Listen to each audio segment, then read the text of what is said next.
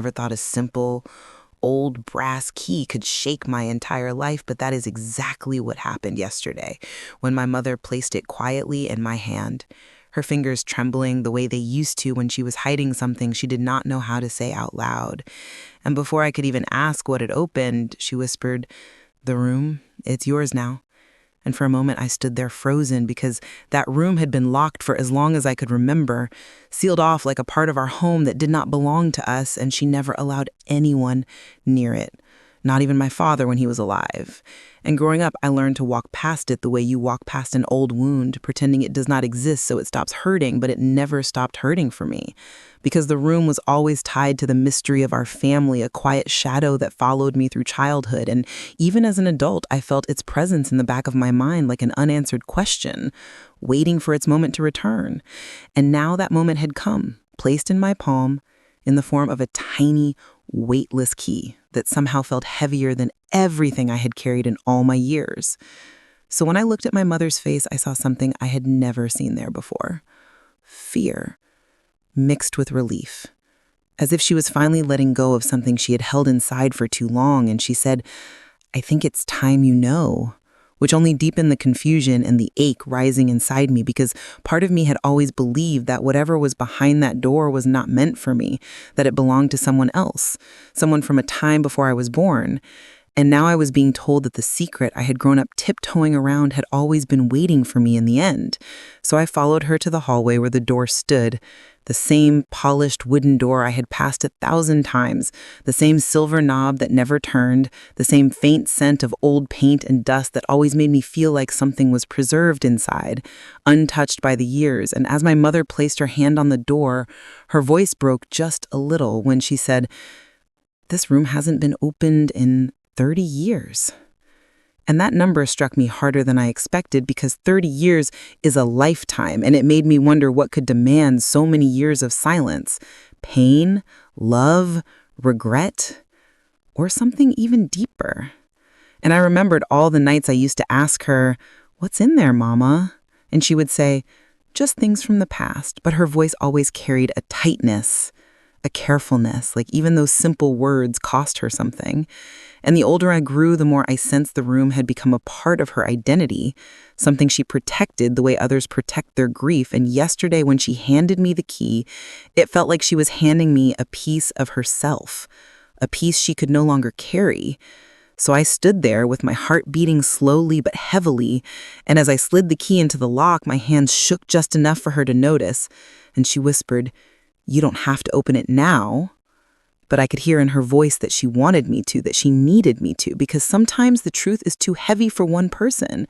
and the only way to survive it is to share it with someone you trust. And even though I was afraid, I also knew this moment had been waiting for me since childhood. So I turned the key and felt the lock click, a soft sound that somehow echoed through my chest. And for a breath, I hesitated, looking back at her, seeing her eyes fill with the kind of emotion you feel when something long buried is finally rising to the surface. And she nodded gently, almost pleadingly, so I pushed the door open slowly, expecting dust and darkness and old forgotten things, but instead I felt a strange warmth spill out, like the room had been holding on to a memory that still lived in the air. And as the light from the hallway stretched across the floor, I saw the outlines of objects that looked frozen in time: an old rocking chair, a faded curtain, a shelf with children's books, and a small wooden crib I did not recognize. And the moment my mother saw the crib, she covered her mouth with her hand, her shoulders shaking as she whispered, "I'm sorry, I should have told you sooner." And those words hit me with a wave of emotions I didn't know how to hold, because I suddenly sensed that this room was more than a forgotten space. It was a story she had never told me, a story so heavy that it had lived behind a locked door for 30 years.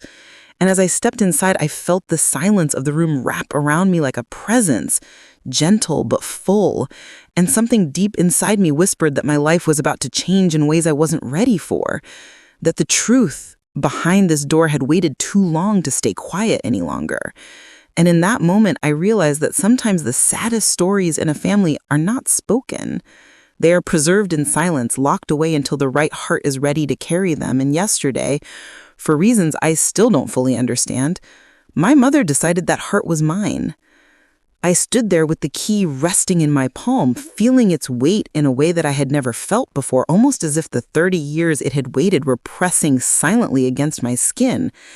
And as I looked up at my mother again, I noticed how her eyes followed the key, not me, as if she was watching something she had finally let go of, something that had kept her tied to a past she never spoke about. And for a moment, I wondered whether opening that door would free her or break her even more. I wanted to ask her why now? Why after decades of silence? Why after all the times I had knocked on that door as a child and all the times she had gently but firmly pulled me away, telling me that some rooms were not meant for little hands or curious eyes, but when she breathed out slowly, I could see that she was carrying a story heavier than the 1-year-old photo albums she used to hide in her cupboard, heavier than the secrets I used to imagine, heavier than the grief she never allowed herself to express in front of me. And yet, in that moment, she looked smaller, almost fragile, as though the truth she had held on to was what had kept her upright all these years, and now that she had handed me the key, some part of her strength had quietly slipped away. A part of me wanted to step forward and hug her, to tell her that we didn't have to open the door, not today, not ever, that we could let the past stay buried if that gave her peace, but another part of me, a quieter, older part, knew that this moment was not about curiosity or fear, but about something deeper, something that had lived in the silence between us for so long. So I asked her softly, "Are you sure?" And she nodded with a slow and tired smile, a smile I had seen only a handful of times in my life. The kind that didn't hide pain but accepted it, the kind that said the past was no longer something she needed to protect us from. And I watched her walk toward the long hallway that led to the locked room, her steps careful, almost hesitant, as if she were stepping back through every year she had avoided that door. And I followed her, feeling the air change the closer we got, feeling the old house grow quieter, as though it too remembered what lived behind that door. The hallway light flickered slightly the way it always did, and I realized with a strange ache that I had walked through this corridor thousands of times but had never looked at it through this lens. This strange mix of fear, hope, and something I couldn't yet name. When we reached the door, she stopped and placed her hand against it, her fingers trembling lightly, and for the first time I realized she was afraid, not of what was behind the door, but of what opening it might reveal about her, about our family, about everything she had built around us. She didn't speak. She just kept her hand there for a long moment before stepping aside and giving me space, and the silence between us grew so thick that I could hear my own pulse in my ears. I told myself not to rush, to breathe, to understand that whatever waited behind that door was not something I would simply hear. It was a story I was about to inherit. The key trembled in my hand as I lifted it toward the lock, and for a brief second I wondered whether this was a mistake, whether some truths were meant to stay untouched so they wouldn't change the people who had lived with them quietly. But then I looked at my mother standing there with her eyes fixed on me in a way that felt like she was finally trusting me with a part of her heart she had kept locked away. And I knew that this wasn't just a room, it was a memory, a chapter, a confession. The metal key slid into the lock with a soft click, a sound that felt too loud in the quiet hallway, and I closed my eyes for a moment before turning it, feeling the mechanism inside slowly shift and release, a sound like a whisper from the past being set free after so many years. When the door loosened slightly, I paused again, looking back at her, searching her face for any last sign, any signal that I should stop, but instead she gave me the faintest nod, a nod filled with sadness and relief, and a love she rarely expressed in words. So I pushed the door open, expecting dust, darkness, maybe old furniture draped in cloth, but instead I felt the air shift, cool and faintly scented with something familiar, something I couldn't place immediately but felt deep in my chest. The room was dim, but not abandoned. It felt lived in, preserved, almost as if someone had stepped out only yesterday. The curtains were drawn slightly, letting in a thin beam of soft afternoon light that fell across a small wooden table in the center, and on it sat a single object that made my breath catch in my throat, an object so unexpected and yet somehow so deeply connected to the unspoken grief that had always lived in the corners of our home. My mother didn't step inside. She stayed at the doorway, her hands clasped tightly, her breathing shallow, and I realized she wasn't ready to cross that threshold, not yet, but she needed me to. As I walked further in, my footsteps soft against the wooden floor, I felt the room speaking to me in its silence, telling me that every year of mystery, every avoided question, every guarded moment had been leading to this. And even though I didn't know the full story, even though I didn't understand what the room held or why it had stayed locked for 30 years, I knew this. Whatever my mother had carried alone all these years, whatever pain she had tried to bury for my sake, whatever memory had lived quietly behind this closed door, I was about to discover it, piece by piece, breath by breath, in the kind of silence that changes a person forever. I grew up in a house where silence was almost a living thing, settling gently between the walls like a careful guest that never left. And maybe that is why my mother's locked room never felt strange to me during my childhood, because everything in that home had a quiet, deliberate mystery to it. She moved through the world with this steady, soft presence, never raising her voice, never rushing, never explaining more than she wanted to share. And as a child, I learned to accept that some things simply were the way they were, even if I did not understand them. Our home was small, with creaking wooden floors and windows that rattled in the winter wind, and yet it always felt warm because my mother had this way of making even the simplest things feel safe, like the sound of her stirring a pot or folding clothes could calm whatever storm I was carrying inside me. But the locked door down the hallway, third door on the left, always stood out, not because it looked different, but because it felt different, like the air around it was heavier, like it belonged to a memory she wasn't ready to touch. And whenever I walked past it as a child, I would sometimes press my ear gently against the wood, hoping to hear something on the other side, but all I ever heard was silence, the same deep kind that my mother carried in her own heart. Sometimes I would ask her about it, never expecting much, just throwing questions into the air like children do. "Mama, what's in that room?" or "Why do you keep it locked?"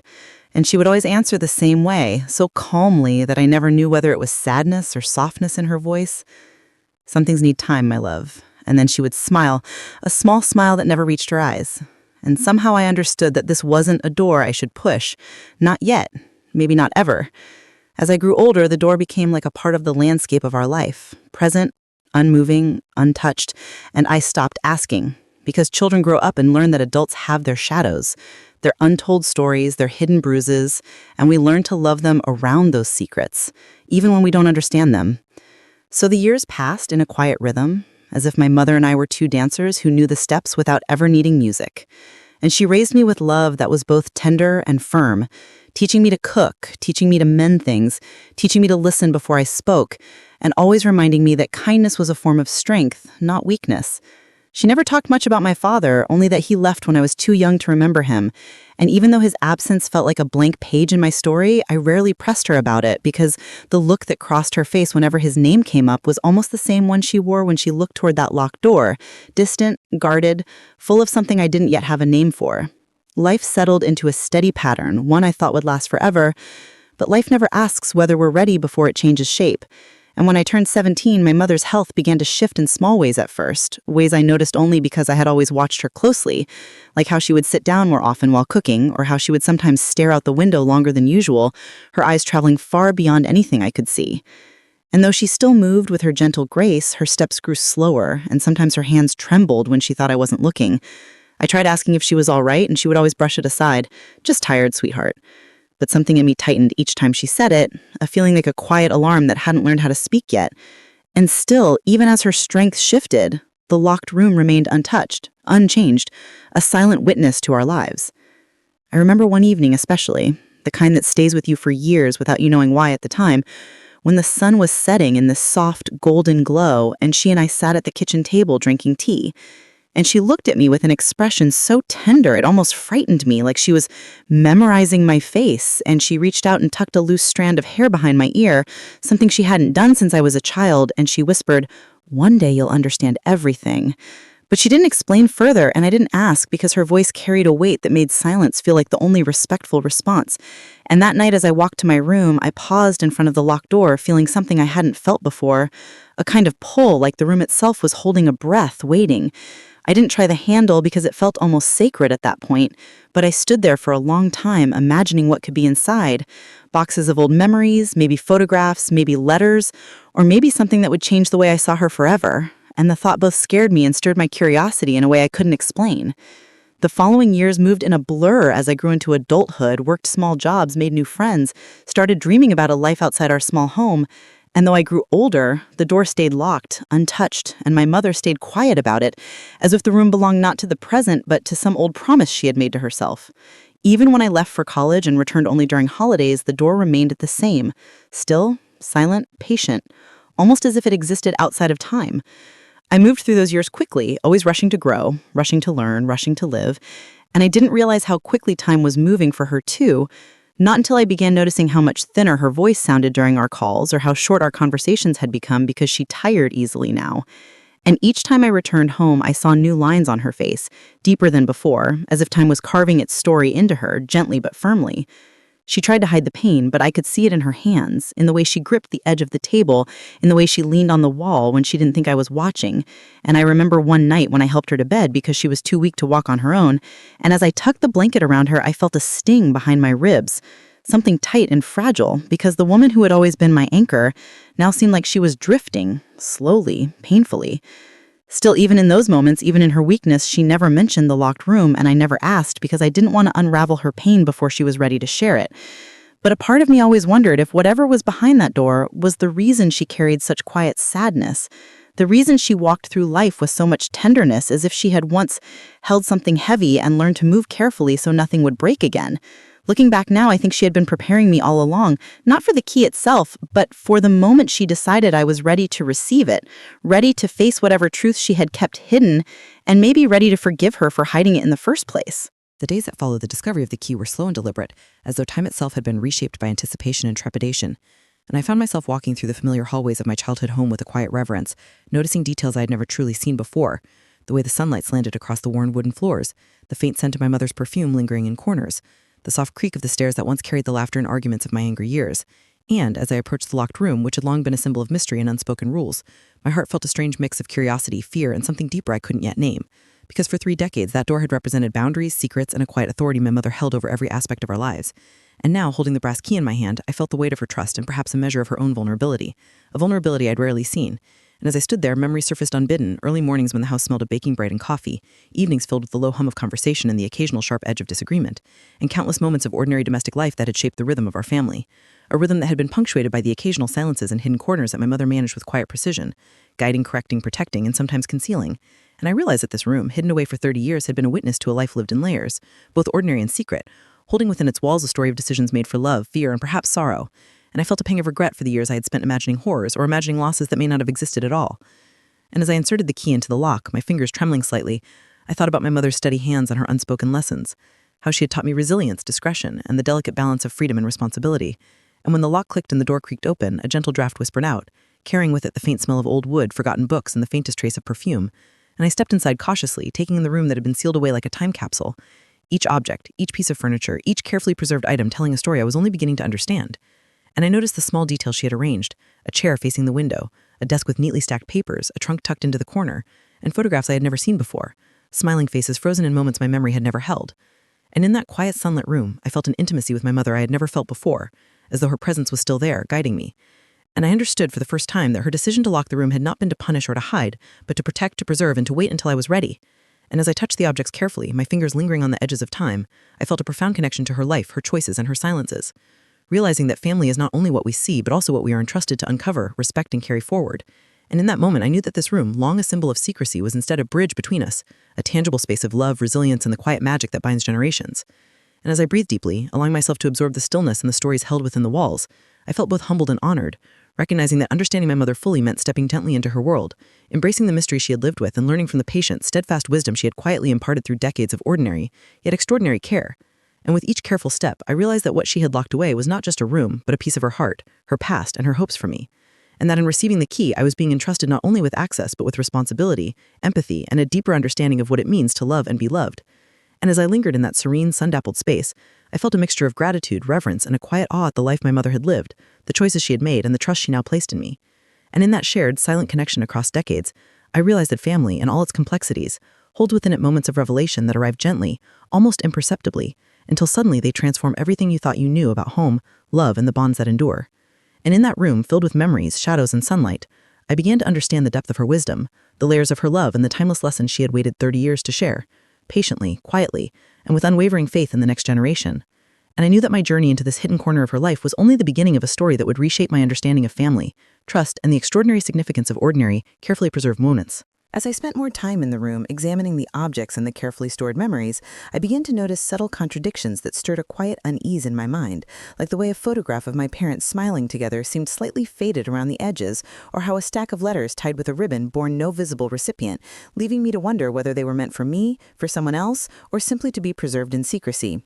And with each discovery, I felt a rising tension that blended curiosity with apprehension, because the room was not just a repository of memories, it was a place of carefully maintained boundaries and silent lessons. And the very act of opening it after 30 years felt like stepping onto fragile ground, where every movement might reveal truths my mother had kept hidden, not only from me, but from herself. And as I read the letters, feeling the delicate texture of the paper and the careful, deliberate handwriting, I sensed layers of emotion I had never fully understood in her, the pride, the fear, the regrets, and the quiet determination to shield me from burdens she bore alone. And yet, alongside admiration and understanding, I also felt a twinge of anger, a whisper of resentment, because why had she waited so long to share these pieces of her life, leaving me to imagine or assume her intentions without ever knowing the full story? And as I moved toward a corner of the room where a small trunk was tucked beneath the window, I hesitated, fingers brushing the worn latch, feeling the weight of anticipation pressing against my chest, because something about that trunk radiated a significance beyond mere objects, as if it held a chapter of life my mother had not trusted me to witness until now. And I wrestled with conflicting impulses. Should I open it immediately, satisfying my curiosity but potentially violating an unspoken trust? Or should I wait, savoring the gradual unfolding of understanding, letting the room and its secrets speak to me in their own rhythm? And in that hesitation, I became acutely aware of how her silence had shaped my perception of our family, how her careful control of information, memories, and access had created both comfort and tension. And as I considered these dynamics, I began to notice other signs of mystery, a faint scratch on the floorboards suggesting that something had been moved frequently, a slight discoloration on the wall where a painting might have hung, and the subtle scent of old books mingling with a fragrance I could not identify, hinting at events long past and choices quietly made. And each detail deepened my sense of intrigue as well as unease,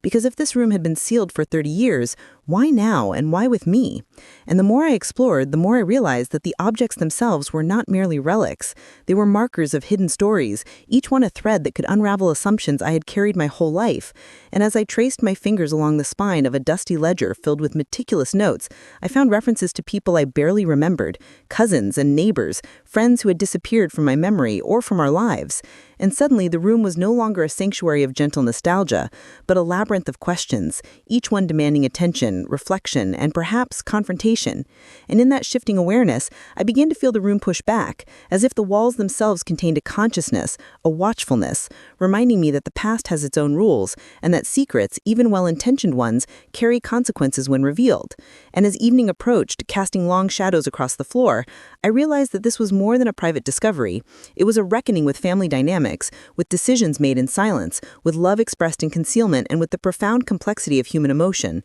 And as I sat down, the letters spread around me, photographs leaning against the walls, and the faint sunlight catching dust motes in its rays, I felt the weight of responsibility settling on my shoulders. Because uncovering these stories was not simply about curiosity, it was about honoring the lives and choices of those who had come before, while navigating the delicate terrain of truth, loyalty, and emotional legacy.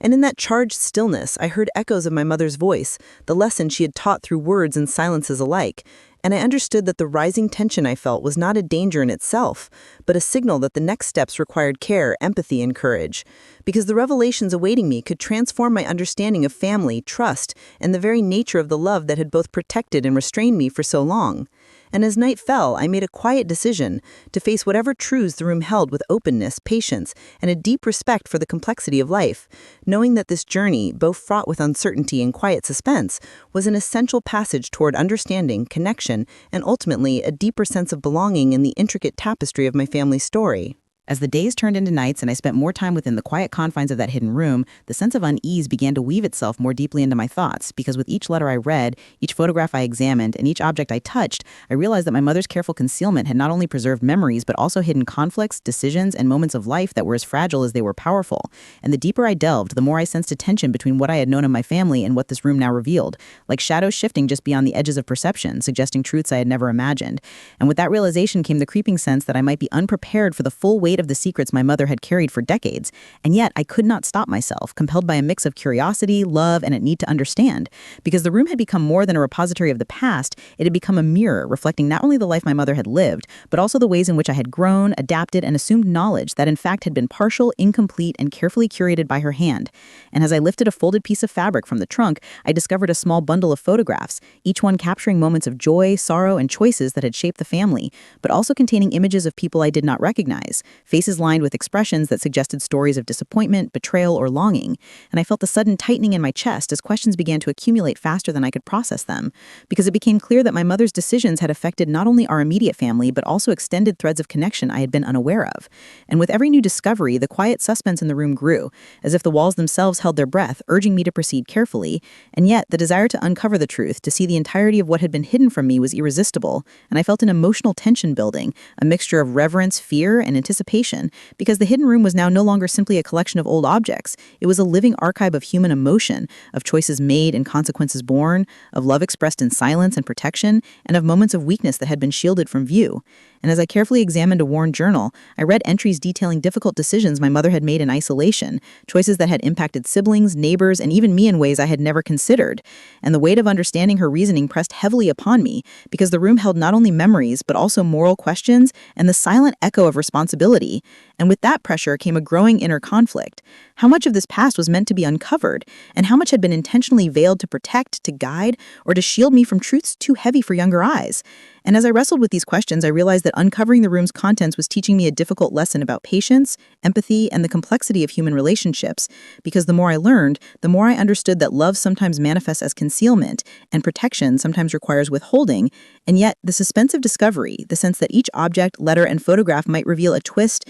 a hidden narrative, or an unspoken grievance, created a tension in my heart that made it hard to rest or think clearly. And I found myself imagining conversations long past, wondering what had been said in whispers, what decisions had been made in solitude, and what emotions had been carefully contained. And as the room filled with the late afternoon light filtering through the window, casting shadows across the floorboards, I felt as though I were navigating a labyrinth of human emotion, one in which every turn revealed both clarity and confusion, reassurance and doubt. And each revelation seemed to simultaneously illuminate and obscure the truth, and I began to notice subtle patterns, items placed together suggesting relationships, photographs arranged to imply narratives, and letters tucked away in ways that implied secrecy or urgency. And with each discovery, my emotional engagement intensified, because the room no longer represented simply a hidden past, but a present challenge to my understanding of my family, my mother, and the responsibilities I now bore in interpreting and honoring these stories. And I realized that the suspense itself was a teacher, forcing me to confront questions about trust, forgiveness, and the weight of knowledge. And as night settled outside, the room transformed into a cocoon of shadows and quiet illumination,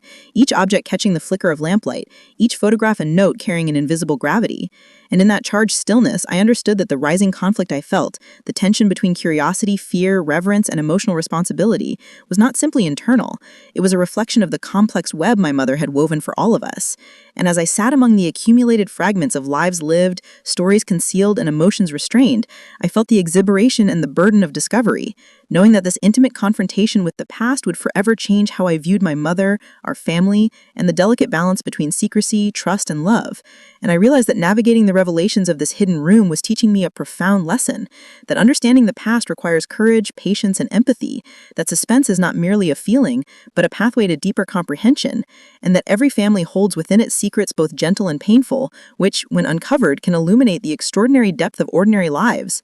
And in that silent, suspense-filled space, I understood that the journey through the room was as much about discovering my mother's world as it was about discovering the strength, resilience, and emotional intelligence within myself, and that this rising tension, though unsettling, was preparing me for the truths, challenges, and revelations that awaited in the next chapters of my exploration, demanding not only observation and thought, but a compassionate engagement with a family history carefully curated, protected, and now, finally, entrusted to my hands. As I lingered in the quiet of the hidden room, a sense of inevitability began to press against me, the feeling that after 30 years of careful concealment, the most significant revelations were finally within reach. And my hands, trembling slightly, hovered over a small, unassuming box tucked beneath the trunk, its surface worn smooth by time and hidden beneath layers of dust, as if waiting patiently for the moment it would reveal its contents. And with a deep breath, I lifted the lid, immediately sensing a weight, not physical but emotional, as though the room itself had been holding its breath for this moment. And inside were documents, letters, and photographs that painted a story far more complicated than I had ever imagined.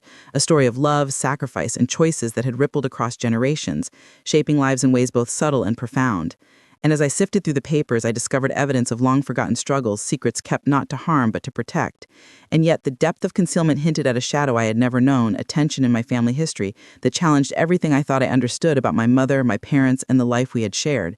And I realized that this moment, this turning point, was not merely about uncovering a hidden past, but about confronting truths that had been deliberately postponed until the time was right.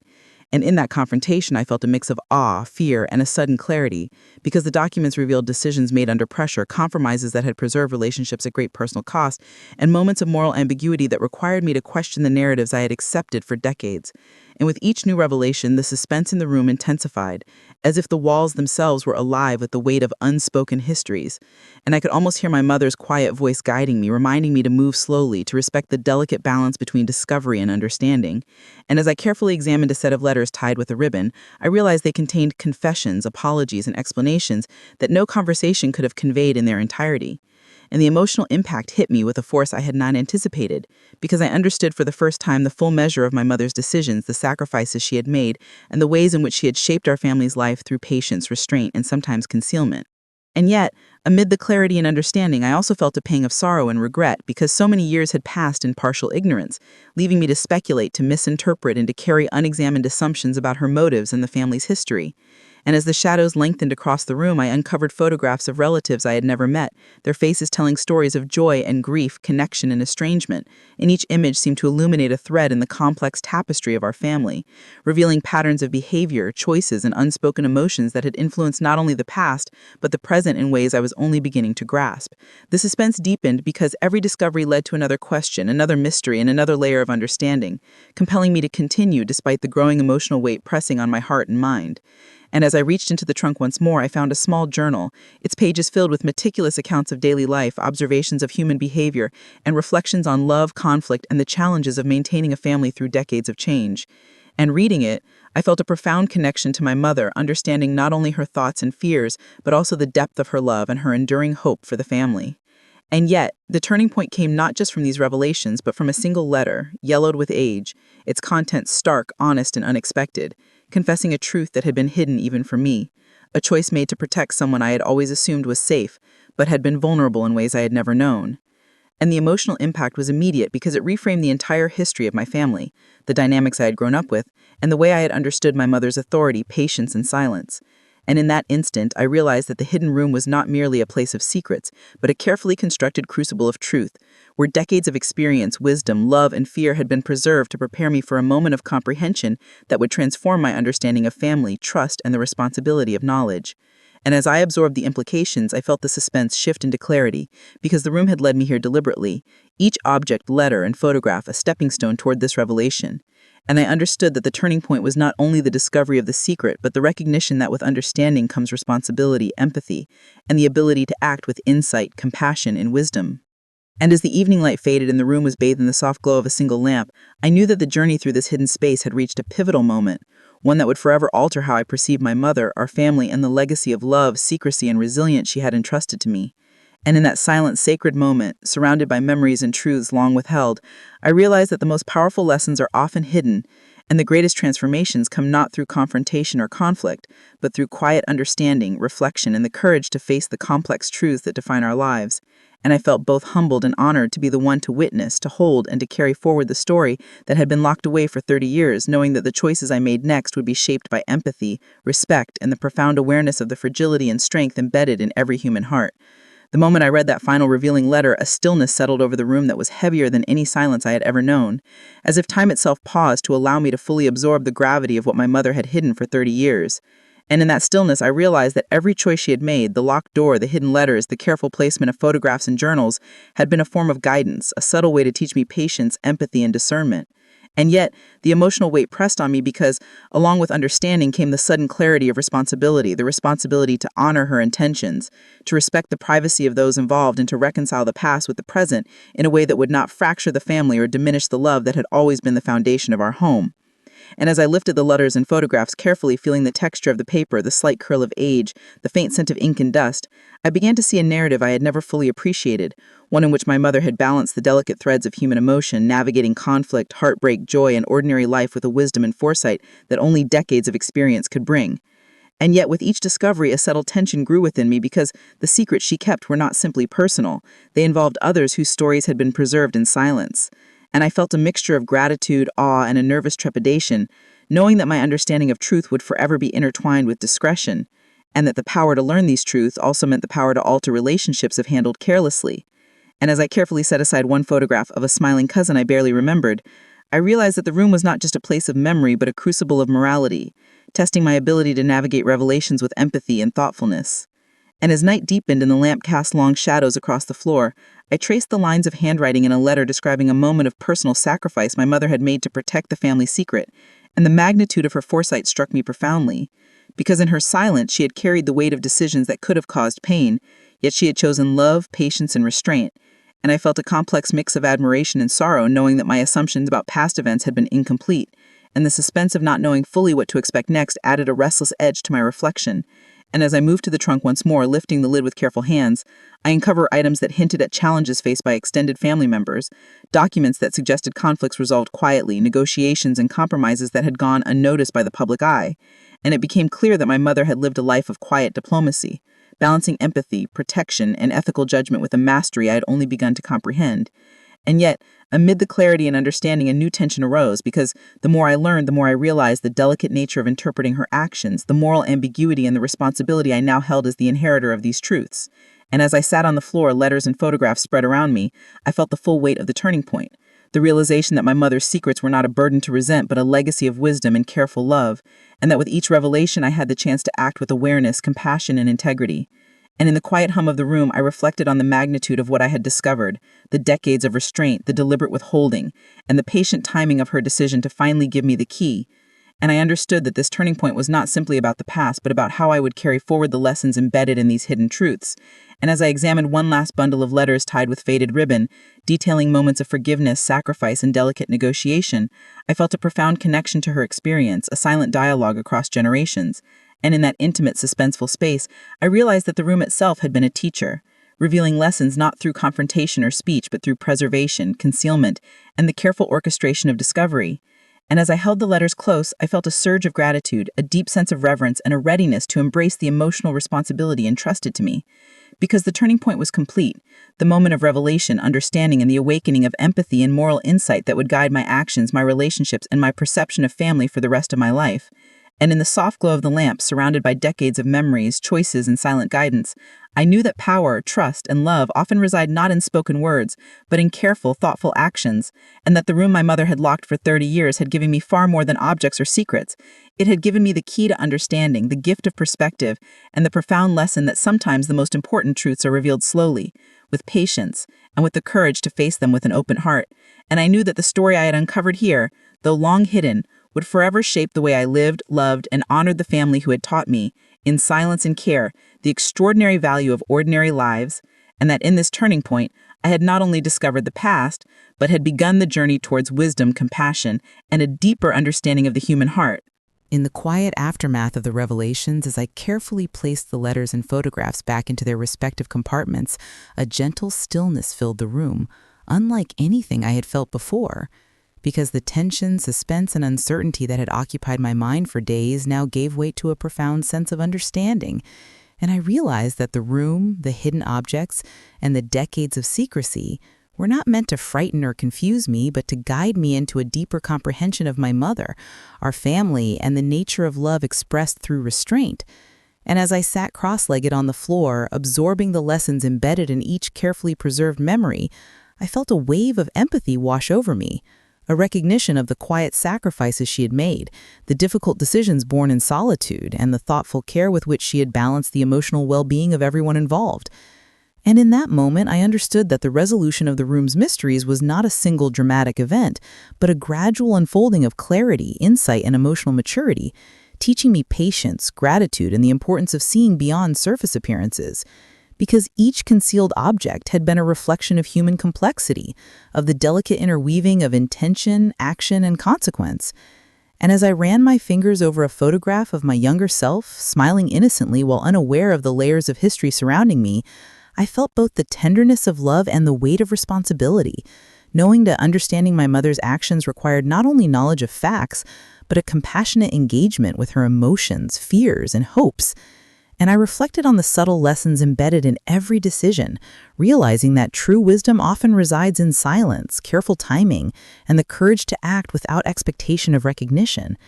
And as evening light spilled into the room, highlighting the edges of letters, photographs, and trinkets, I sensed that the suspense and tension I had felt were transformed now into a quiet empowerment, because I was entrusted not only with the knowledge of the past, but with the ability to carry it forward with integrity, sensitivity, and love. And I began to see the ways in which my mother's deliberate concealment had shaped me, teaching resilience, emotional intelligence, and the importance of patience. Because the room had been a teacher, guiding me toward understanding through gentle revelation rather than force. And in that understanding, I found a release from the earlier anxiety, a softening of the questions that had haunted me, and a recognition that the lessons were not confined to objects, letters, or photographs, but resided in the capacity for empathy, moral reflection, and the commitment to honor family history with care. And as I contemplated the delicate web of human relationships that my mother had navigated, I realized that my own role in the family's ongoing story was enriched by these discoveries, because knowledge brought with it both responsibility and the opportunity to act with greater thoughtfulness, compassion, and awareness. And I felt an immense gratitude for the trust she had placed in me, for the courage to finally give me the key, and for the gentle, unwavering love that had guided her choices even when I had not fully understood them. And as the hours passed and I carefully returned the final items to their resting place, I felt a sense of closure, not dramatic or sudden, but quiet, profound, and deeply satisfying. Because resolution in this story was not about punishment, blame, or confrontation, but about understanding, acceptance, and the ability to integrate past lessons into present life. And I thought about the ripple effects of her choices, the lives touched, the moments spared from conflict, and the quiet strength that had held our family together. And in that reflection, I felt an enduring connection to her, to our shared history, and to the unspoken legacy of love, patience, and wisdom that she had entrusted to me. And as night deepened, with only the soft lamplight illuminating the room, I felt a calm certainty that the turning point had not only revealed hidden truths, but had transformed my perspective, instilling a sense of purpose, empathy, and a renewed understanding of the power of quiet guidance. And I knew that the resolution of this chapter was not an ending, but a beginning. The beginning of carrying forward the lessons of restraint, love, and thoughtful action, and allowing those lessons to inform the way I related to my family, honored our shared past, and approached the future with a heart attuned to patience, understanding, and the subtle magic embedded in ordinary lives. And as I finally rose from the floor, leaving the room in gentle order, I felt a soft, enduring warmth in my chest, a recognition that this experience had transformed me, teaching that the deepest truths are often those hidden, waiting for the moment when we are ready to receive them, and that love, in its quietest forms, often wields the most profound power, shaping lives across decades with subtle, unwavering care. And in this resolution, I discovered the extraordinary gift of insight, empathy, and connection, a gift that would guide me, inspire me, and remind me that even in the smallest acts, the quietest gestures, and the most carefully guarded secrets, the heartbeat of family, understanding, and love continues to resonate, guiding each step of our lives with purpose, compassion, and enduring wisdom. And as the hours wore on and I lingered in the quiet of the room one last time, I began to notice how the very air seemed different, carrying with it a sense of completion, a soft closure that had nothing to do with dramatic revelations and everything to do with the gentle, deliberate unfolding of understanding. Because in those decades of concealment, my mother had not only preserved objects and memories, but had also prepared me, in ways I could never have anticipated, to comprehend the full measure of her life, her choices, and the depth of her love. And as I traced the edges of the photographs and reread letters that once felt heavy with suspense, I realized that the tension and uncertainty that had gripped me so firmly in the beginning were replaced now by a calm, reflective awareness, an inner knowing that the lessons hidden within this room were as much about me as they were about my mother. And I felt a profound sense of gratitude, because she had entrusted me not only with knowledge, but with the responsibility to interpret, honor, and carry forward the legacy of empathy, patience, and quiet resilience.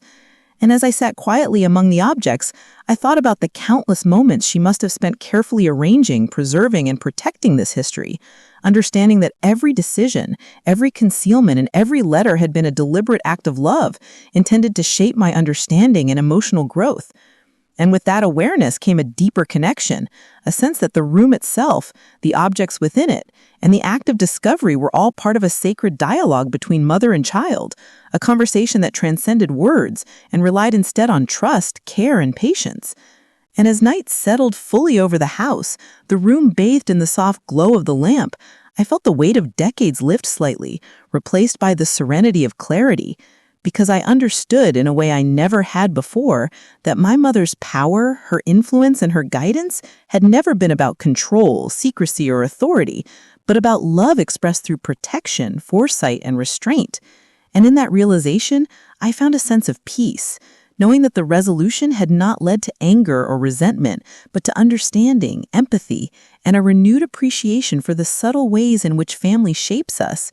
And as I carefully closed the trunk, ensuring that each letter, photograph, and object was returned to its place with respect and care, I understood that resolution was not the end of the story, but a transformation of perspective, a shift in how I viewed the past, the present, and my role within the family. And I felt a deep, quiet joy, because I knew that carrying forward these lessons meant living with patience, compassion, and the awareness that love often manifests in silence, subtlety, and thoughtful action.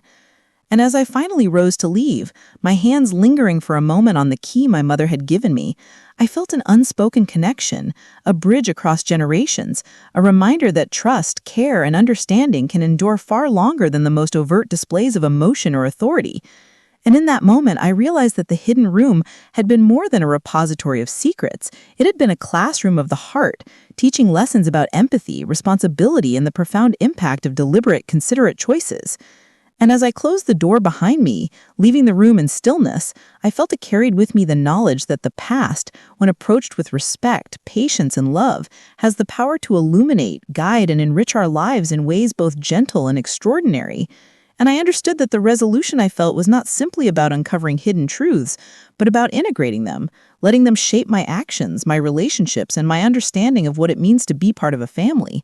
And in the quiet aftermath, I felt a renewed sense of purpose, a deeper emotional connection, and a profound respect for the enduring strength, wisdom, and love that had guided my mother, and ultimately me, through decades of life. And I realized that true resolution is not the absence of mystery or conflict, but the presence of understanding, empathy, and the quiet, unwavering knowledge that the heart of family lies not only in what is spoken, but also in what is carefully preserved, cherished, and revealed in its own time. And as I walked away from the room, key in hand, I felt an enduring warmth, a sense of completion, and the deep, lasting truth that the lessons of love, resilience, and careful attention to human emotion are the treasures that carry us forward, illuminating ordinary days with extraordinary meaning, and reminding me that home is not only a place, but also the legacy of care, wisdom, and quiet guidance that we inherit, honor, and share with those we love. As I stepped out of the hidden room, the house felt both familiar and new, as if the air itself had shifted, carrying a quiet reminder of everything I had just experienced. And I realized that the journey through those decades of secrecy was not simply about discovering hidden objects or reading letters, but about understanding the rhythm of my family's heart, the unspoken ways in which love, care, and guidance were woven into everyday life. And I felt a profound gratitude toward my mother, whose patience, foresight, and restraint had shaped not just the household, but also the person I had become. And as I walked slowly through the hallways, touching the walls, noting the sunlight filtering through curtains, I felt a new awareness of the passage of time, the layers of memory embedded in every corner, and the subtle ways in which our family's past continued to influence our present.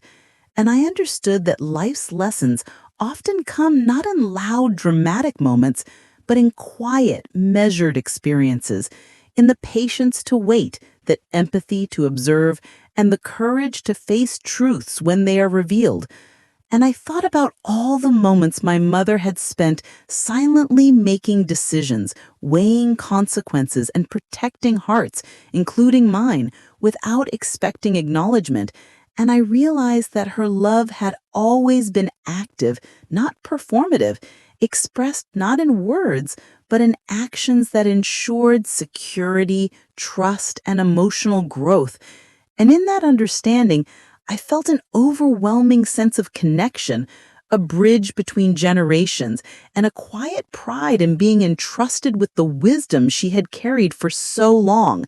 And as I moved through the kitchen, smelling the faint scent of spices that had simmered through decades, I remembered conversations long ago, simple exchanges that now felt infused with deeper meaning, moments where patience had been tested, frustrations had been expressed, and subtle lessons had been delivered without fanfare. And I realized that all of it, the hidden room, the letters, the photographs, the patient silence, was part of a masterful tapestry of guidance, carefully woven to teach resilience, compassion, and insight. And I felt a soft humility because I understood how delicate it is to navigate human emotions, how easily misunderstanding can grow when context is missing, and how remarkable it is when someone consciously, patiently, and lovingly shields those they care for from unnecessary pain while still imparting the lessons they need. And as I paused near the window, looking out at the garden bathed in late afternoon light, I considered how often life gives us pieces of understanding in increments, and how waiting, observing, and reflecting can reveal more than rushing or demanding immediate clarity. And I realized that the hidden room had been a perfect teacher, offering a structured journey from suspense to revelation to resolution, guiding me to comprehend the depth of human choices and the quiet strength that resides in thoughtful, deliberate action. And I felt a subtle exhilaration, a mixture of relief, clarity, and wonder, because the knowledge I had gained was powerful not in a way that dominated or controlled, but in a way that deepened empathy, refined perspective, and strengthened my ability to respond with care, thoughtfulness, and love in every aspect of life. And as evening settled over the house, painting shadows across familiar surfaces, I thought about the legacy I now held, the ability to continue the lessons my mother had imparted, to recognize the value of patience, discretion, and understanding, and to honor her wisdom by carrying it forward in my interactions with family, friends, and strangers alike. And I felt a profound awareness that the greatest gifts in life are often those hidden from view until the right moment, waiting for us to be ready.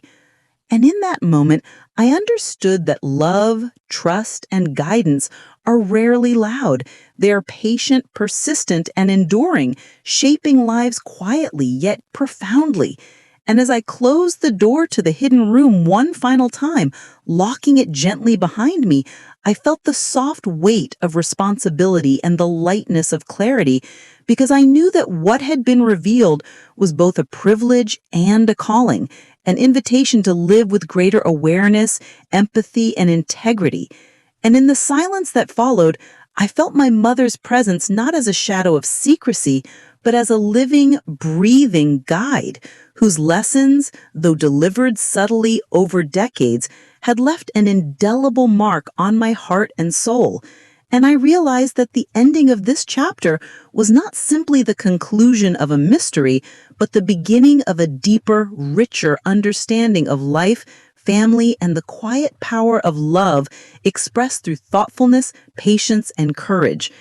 And as I prepared to join my family for the evening, I felt a soft warmth in my chest, a quiet smile forming, because I now understood that the truest measure of a family's strength is not in grand gestures or loud declarations, but in the silent, enduring acts of care, the thoughtful decisions made in the background, and the love that persists, shapes, and teaches across generations.